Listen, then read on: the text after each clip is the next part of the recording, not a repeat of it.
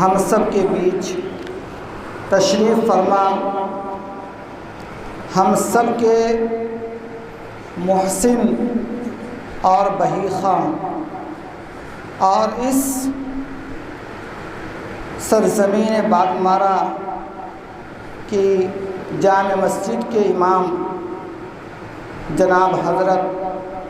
مولانا جاوید صاحب قاسمی دامت برکاتہم، میں ان سے ادباً گزارش کرتا ہوں کہ وقت کی نزاکت کا خیال کرتے ہوئے ہم سب طلبہ عزیز کو اپنے مختصر ناصحانہ کلمات سے مستفیض فرمائیں۔ حضرت مولانا جاوید صاحب قاسمی دامت برکاتہم۔ مصطفیٰ ما بعد، فاعوذ باللہ من الشیطان الرجیم، بسم اللہ الرحمن الرحیم۔ قال اللہ تبارک و تعالی فی القرآن المجید، اعوذ باللہ من الشیطان الرجیم، بسم اللہ الرحمن الرحیم۔ فمن زحزح عن النار وادخل الجنة فقد فاز، صدق اللہ العظیم۔ وقال النبی صلی اللہ علیہ وسلم، خیرکم من تعلم القرآن وعلمہ۔ وقال النبی صلی اللہ علیہ وسلم، من یرید اللہ یفقہ فی الدین، او کما قال علیہ الصلوۃ والسلام۔ عزیز طلبہ اور میرے محترم بزرگ و دوستوں اور معزز علماء کرام،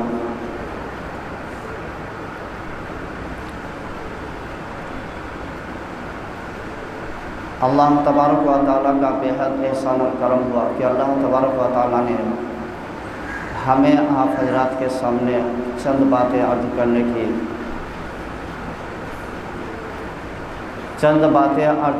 کی جرات کر رہا ہوں۔ آپ حضرات ہمارے لیے خاص طور سے دعا کی درخواست ہے، ہمارے لیے دعا کریں کہ اللہ تبارک و تعالیٰ ہمیں اور آپ کو اس دنیا میں اپنے جس حالت میں ہم گزر رہے ہیں اسی حالت میں قائم اور بقا رہنے کی اللہ ہمیں اور آپ کو توفیق دے۔ میرے محترم بزرگ و دوستوں اور عزیز طلباء، اللہ تبارک و تعالیٰ جس کے ساتھ بھلائی کا ارادہ کرنا چاہتا ہے، جس کو اپنا محبوب اور عزیز بنانا چاہتا ہے، اللہ تبارک و تعالیٰ سب سے پہلے اس کو دین کی صحیح سمجھ عطا فرماتا ہے۔ اللہ جس کے ساتھ بھلائی کا ارادہ کرنا چاہتا ہے، سب سے پہلے اللہ دین کی صحیح سمجھ بوجھ اللہ عطا فرماتا ہے۔ اور اللہ تبارک و اللہ کے نبی صلی اللہ علیہ وسلم نے ہماری اور آپ کی تو تعریف کی ہے کہ دنیا میں اللہ تبارک و تعالیٰ نے جو سب سے زیادہ مرتبہ رکھا ہے وہ ہے پڑھنے اور پڑھانے والا۔ قرآن حدیث کے پڑھنے اور پڑھانے والے کو اللہ کے نبی نے فرمایا دنیا میں جتنے بھی انسان ہیں وہ سب سے افضل اس کو کہا گیا ہے جو دین کے ساتھ جن کا تعلق ہو۔ تو میرے محترم بزرگ و دوستو، اللہ تبارک و تعالیٰ نے ہمیں اور آپ کو اس کام کے لیے منتخب کیا، پسند کیا ہے، اس لیے اللہ تبارک و تعالیٰ نے ہمیں اور آپ کو دین کی تعلیم اور تعلم سے جڑے رکھے ہیں۔ لیکن میرے محترم بزرگ و دوستو اور عزیز ساتھیوں، یہ بس اسی حد تک محدود نہیں ہے۔ ہم تو اس ماحول میں ہے، یہ تو رحمت کے ماحول ہے، اور اس ماحول میں اپنے زندگی کو گزارنا بہت آسان ہے۔ لیکن جب اس ماحول سے نکل کر کے ہم جب عوام کے سامنے دوسرے ماحول میں جب ہماری پیشی ہوگی،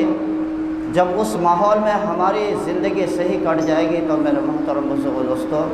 یہ سب سے بڑی کامیابی ہے۔ علم کے ساتھ عمل کا ہونا بھی ضروری ہے،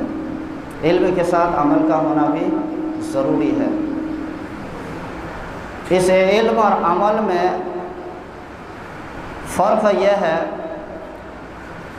کہ علم حاصل کر لیے لیکن اس پر اگر عمل نہیں کیا تو ایک مثال ہے کہ جس طرح ہم گدھے کے اوپر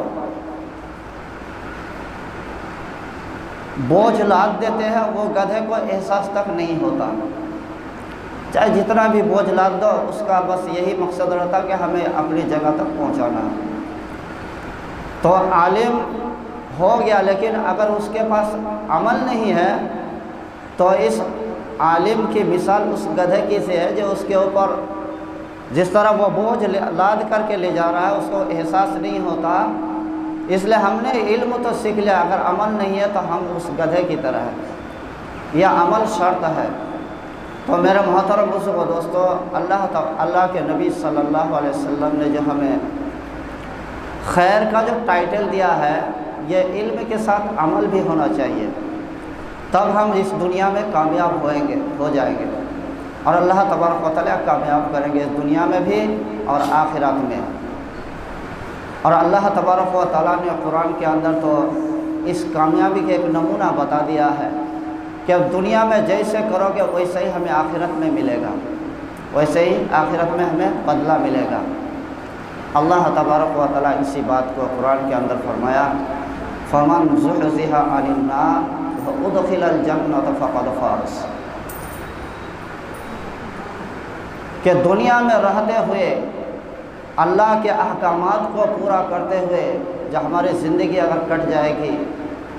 اور ہم جہنم سے بچ کر جنت میں جانے والے ہو جائیں گے تو اللہ تعالیٰ نے فرمایا فقد فاز، یہ سب سے بڑی کامیابی ہے، یہ سب سے بڑی کامیابی ہے۔ ہر ایک انسان چاہتا کہ ہم کامیاب ہو جائیں، چاہے وہ جس لائن میں محنت کر رہا ہے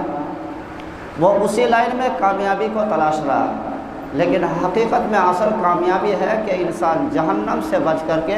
جنت میں چلے جائے، یہ ہے اصل کامیابی۔ تو میرے محترم بزرگوں دوستو، ہم اس ماحول میں رہ رہے ہیں، اس ماحول میں گناہوں سے بچنا اور یہاں رہ کر کے نیک عمل کرنا یہ آسان ہے،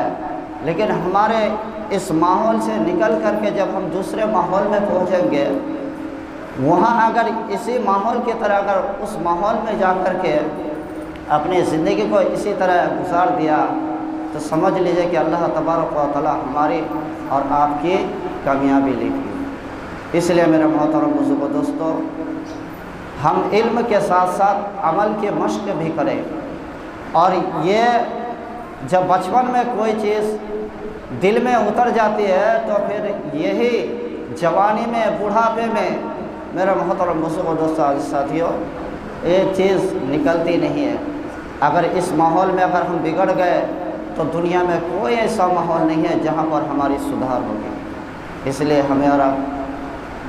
آپ کو یہ ضروری ہے کہ اس ماحول میں رہ کر کے اساتذہ کی عزت کرنا، اور جس مقصد کے تحت ہمارے ماں باپ نے ہمیں یہاں رکھا ہے، ہم اپنے ماں باپ کے حکم کے مطابق، کیا ہمارے ماں باپ نے ہمیں اسی کام کے لیے تجویز کیا ہے، اسی کام کے لیے ہمیں یہاں پر رکھا ہے، تو ہم اپنے ماں باپ کی ہمارے لیے جو ہمارے ماں باپ محنت کر رہے ہیں تو اس کی محنت کو ہم ضائع نہ کریں، برباد نہ کریں۔ اس لیے دل و جان سے محنت کر کے اپنے کو اچھا بنائے اور اپنے ماں باپ کی بھی محنت کو برباد نہ کرے، اساتذاؤں کی محنت کو برباد نہ کرے، جو اس میں عوام کے بھی حصے ہیں ان کے دان اور صدقات کو بھی برباد نہ کرے۔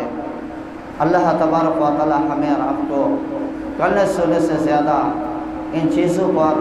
عمل کرنے کی توفیق عطا فرمائے۔ وآخر دعوانا ان الحمد للہ رب العالمین۔